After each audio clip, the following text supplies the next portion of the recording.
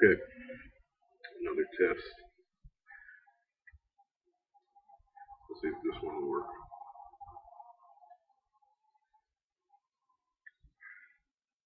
Something new. Still editing the thing. But we'll spin the wheel, see what we get.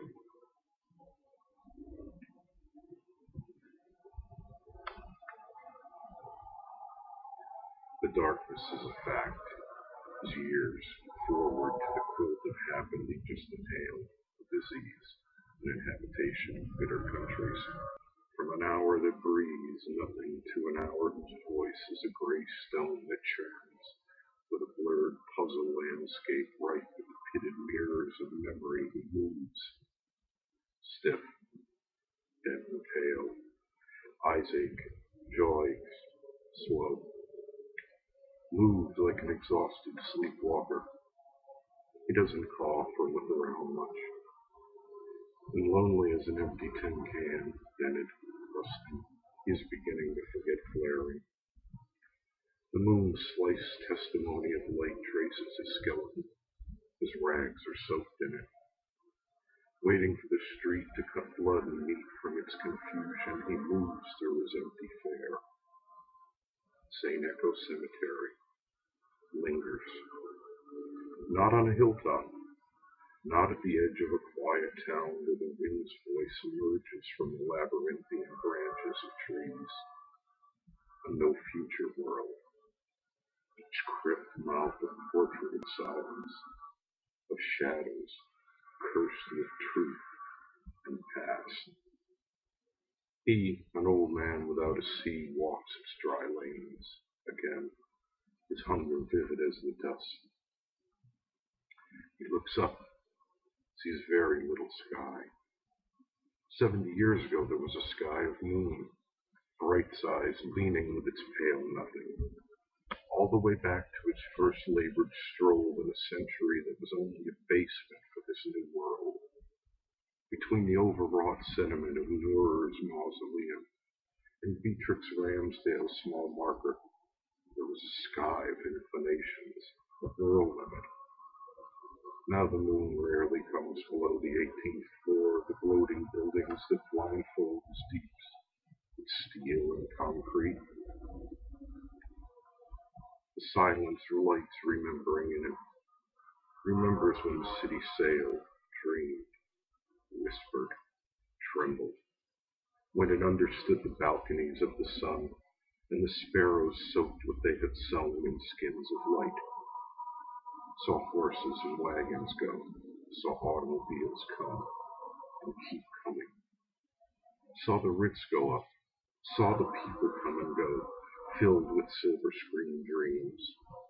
Heard them talk about pictures that moved and talked. Saw it burn down. Saw the skyscrapers go up and up. Hoped when his garden became an island, took survival from the throats of midnight's birds, swallowed it, let it shape resilient, spread its meat on the bed of his name, learned what the silence had to say.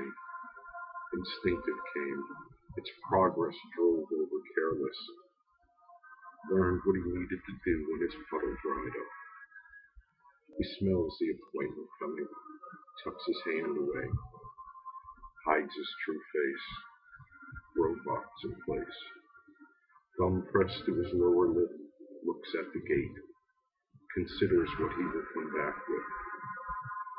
This, too, is nothing new. Okay, it's an excerpt from something new. It's an experiment, a test to see if we can hear this now. Technology and your old beastie? Nah. Old dog, old school. All this razzle dazzle with the bells and the lights and the whistles. Hell, I don't know what that is. Much less how it works. I'll leave that to everybody who's hip, talented, whatever.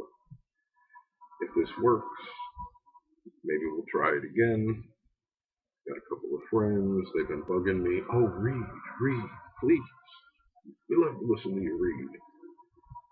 They're wonderful. They're sweethearts. I love them to death. They're absolute weirdos. How much more boring could anything in the universe be? You like my stuff? Pick up a book, read the book. I sit there, I typed it. I meant for you to go sit in your comfortable chair by yourself and read. Read. Not enough of us reading these days. More people need to read. They said reading is fundamental. Hell, reading is air. See y'all. Thanks for spending 6 minutes getting bored. Cheers.